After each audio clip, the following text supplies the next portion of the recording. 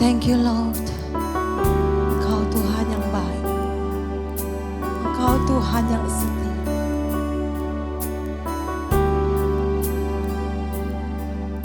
Give thanks with a grateful heart.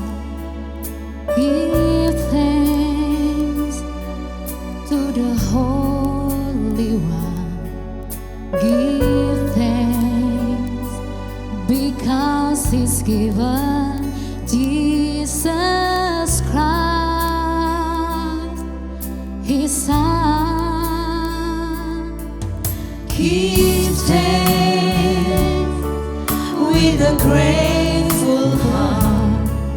Give thanks to the Holy One. Give thanks because He's given Jesus Christ, His Son.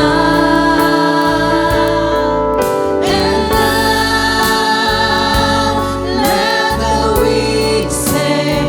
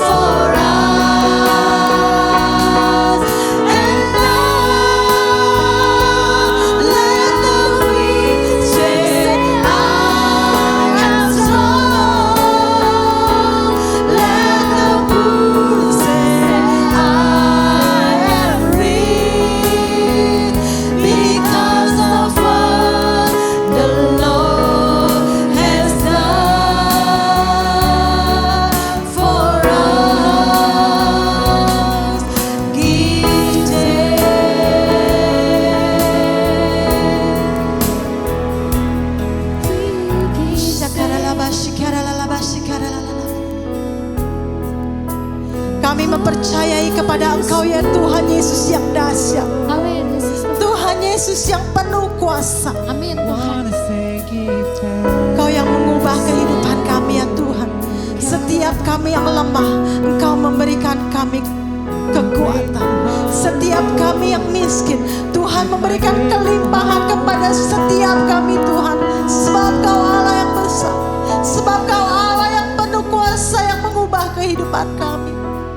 Bawa kami ya Tuhan di dalam doa dan firman, semakin dekat melekat kepada Engkau Allah yang maha besar. Karena kami sungguh percaya Tuhan, kuasa-Mu sempurna atas kehidupan kami. Kami bersyukur Tuhan, kami bersyukur Yesus. Urapan Tuhan mengalir, urapan Tuhan mengalir menjamah kami. Biarlah kami semakin intim di dalam Engkau.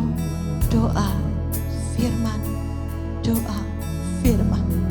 Dan kami mengalami Engkau sepanjang kehidupan kami. Kami mengalami kuasa Tuhan sepanjang kehidupan kami. Haleluya, haleluya, haleluya. Amin.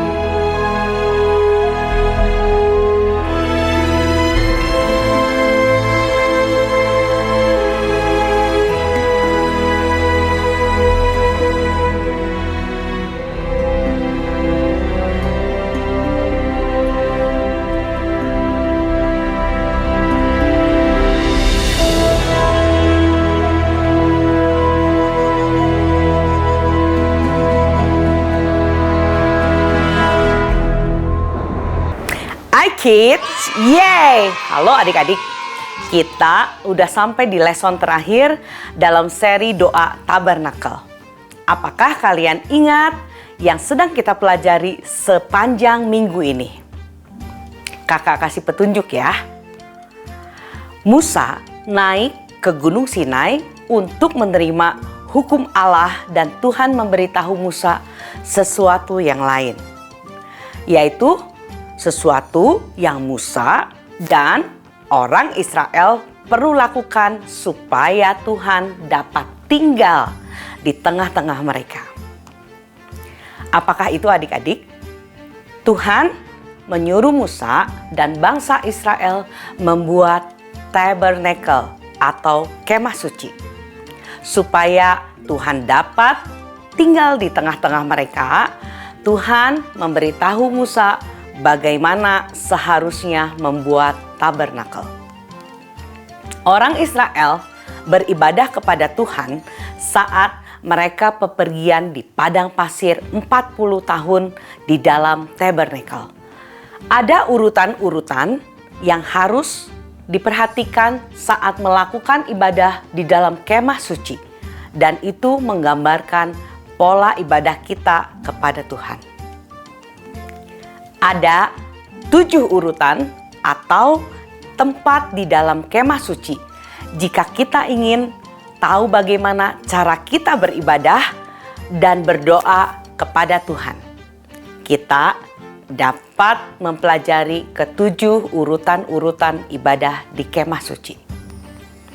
Sebelum itu, yuk kita baca ayat hafalan minggu lalu. Mazmur 113 ayat 3. Dari terbitnya matahari sampai terbenamnya matahari, terpujilah nama Tuhan. Kita ulangin lagi ya dalam tempo yang lambat. Mazmur 113 ayat 3. Dari terbitnya matahari sampai kepada terbenamnya matahari, terpujilah Tuhan. Good job.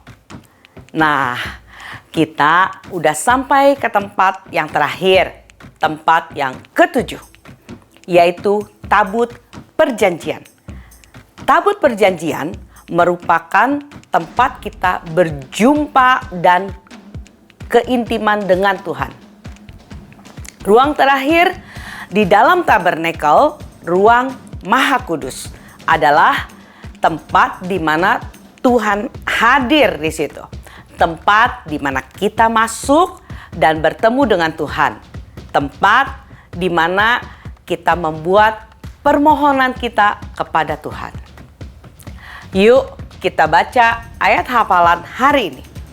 Filipi 4 ayat 6. Janganlah hendaknya kamu khawatir tentang apapun juga, tetapi nyatakanlah segala keinginanmu kepada Allah di dalam doa dan permohonan dengan ucapan syukur. Ulangi ya dalam tempo yang lambat. 1, 2, 3. Filipi 4 ayat 6. Janganlah hendaknya kamu khawatir tentang apapun juga, tetapi nyatakanlah dalam segala hal keinginanmu kepada Allah di dalam doa dan permohonan dengan ucapan syukur. Adik-adik, dalam perjanjian lama, imam adalah orang yang masuk ke ruang Maha Kudus untuk berdoa atas nama bangsa Israel. Nah, sekarang di dalam zaman perjanjian baru, kita semuanya adalah imam. Alkitab memberitahu kita bahwa kita harus berdoa bagi orang-orang di sekitar kita. Kakak akan menunjukkan cara berdoa dengan jari saat kita berdoa. Cara berdoa dengan jari, jempol atau ibu jari, mengingatkan kita untuk berdoa untuk diri kita sendiri. Jari telunjuk, kita berdoa untuk gereja. Kita bisa berdoa untuk pendeta kita, guru sekolah minggu, teman-teman kita di gereja. Jari tengah, kita berdoa untuk bangsa dan negara kita. Kita dapat berdoa untuk para pejabat dan orang-orang yang memimpin negara kita. Jari manis, kita berdoa untuk orang tua dan anggota keluarga kita. Dan yang terakhir, jari kelingking. Kita berdoa untuk orang-orang yang lemah, orang-orang yang sakit, dan juga orang yang berkekurangan. Jadi, saat kita melihat tangan kita akan tahu cara bagaimana kita berdoa untuk orang-orang di sekitar kita. Yuk, sekarang kita mau praktek berdoa. Cara berdoa dengan jari. Tuhan Yesus, ajar kami menjadi anak-anak yang taat. Tuhan Yesus, berkati gereja kami, pendeta, guru-guru sekolah minggu, dan teman-teman kami agar kami dapat lebih mengasihi Tuhan. Tuhan Yesus, berkatin bangsa ini dan pemimpinnya agar memerintah dalam takut akan Tuhan. Tuhan Yesus, berkati keluarga kami, papa, mama, adik, kakak, agar mereka senantiasa dalam perlindungan Tuhan. Tuhan Yesus, kami berdoa untuk kesembuhan dan pemulihan bagi mereka yang memerlukan. Biar damai sejahtera selalu ada di dalam hati mereka. Dalam nama Tuhan Yesus, Amin. Nah, adik-adik, saat kita berdoa bagi orang-orang di sekitar kita, ingat ya, kita juga masuk ke hadirat Tuhan secara pribadi.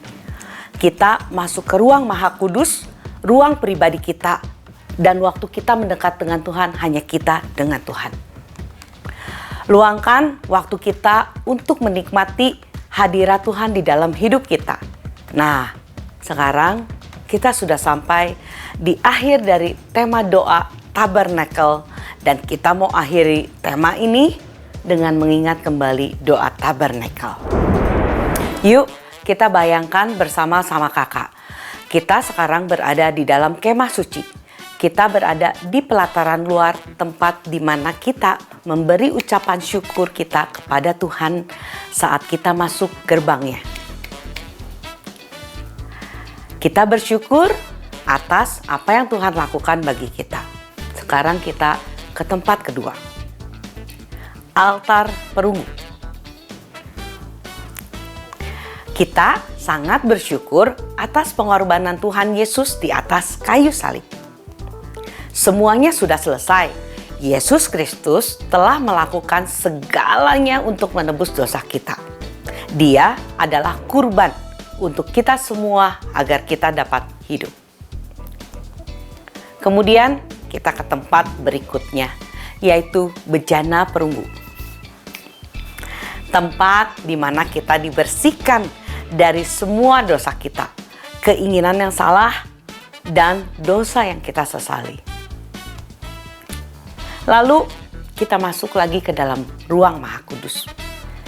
Kita ke tiang lilin emas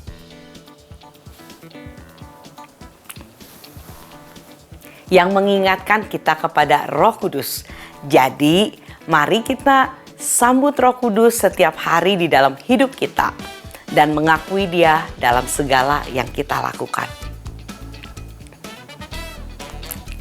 Karena Roh Kudus akan menerangi kegelapan dan memberi kita pengertian dan nasihat. Sekarang kita lanjutin ke tempat yang kelima, yaitu meja roti persembahan.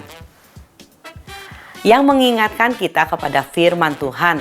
Kita dapat berdoa menggunakan firman Tuhan karena manusia tidak hidup dari roti aja, tetapi oleh setiap perkataan yang keluar dari mulut Allah.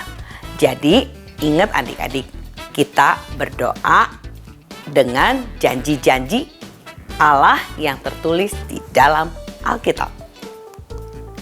Kemudian tempat yang keenam, mezbah dupa. Ini mengingatkan kita kepada ibadah kita kepada Tuhan. Mari kita ingat selalu untuk menyembah dan meninggikan nama Tuhan. Karena nama Tuhan adalah kudus. Kita bernyanyi dalam roh dan kebenaran. Nah, sekarang kita masuk ke dalam ruang Maha Kudus. Ruang yang paling suci. Tempat di mana kita bisa bertemu dengan Tuhan secara langsung. Kita berhadapan muka dengannya. Ini adalah tempat kita membuka hati kita kepada Tuhan dan mencurahkan isi hati kita. Dalam permohonan kita kepada Tuhan, kita juga berdoa untuk orang-orang lain di sekitar kita. Yuk, kita berdoa.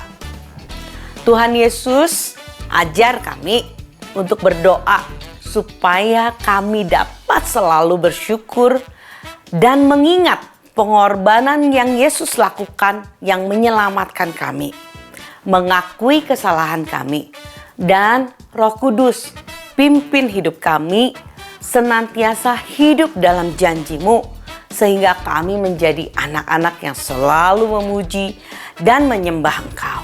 Di dalam nama Tuhan Yesus, kami berdoa dan mengucap syukur. Amin. Oke, adik-adik. Sampai di sini pelajaran doa tabernakel. Kakak berharap kalian selalu ingat dalam doa tabernakel ini. Dan kita menggunakan untuk lebih bertumbuh dan kuat lagi di dalam kehidupan doa kita. Sampai jumpa minggu depan dengan tema yang lain yang gak kalah serunya. iKids, yeay! Saatnya kita memberi persembahan. Teman-teman bisa meminta bantuan papa mama untuk melakukannya. Persembahan bisa diberikan untuk Tuhan dengan 3 cara. 1. Transfer bank. Lewat rekening BCA dengan nomor 0088991110 atas nama JKI Inspire Community Center. 2. Electronic giving. Scan barcode lewat aplikasi mobile bank BCA, UOB, Permata, Danamon, OCBC NISP, Maybank, Mega, Sinarmas, Nobu, KEB Hana, dan menggunakan aplikasi GoPay, OVO, Dana, Sakuku, Link Aja, T-Money, dan BluePay. Dan yang terakhir, memberikan secara langsung di kotak persembahan di lobi gereja ICC. Mari kita memberikan persembahan yang terbaik ya. Tuhan memberkati. 2 Korintus 9 ayat 7. Hendaklah masing-masing memberi menurut kerelaan hatinya, jangan dengan sedih hati atau karena paksaan, sebab Allah mengasihi orang yang memberi dengan sukacita.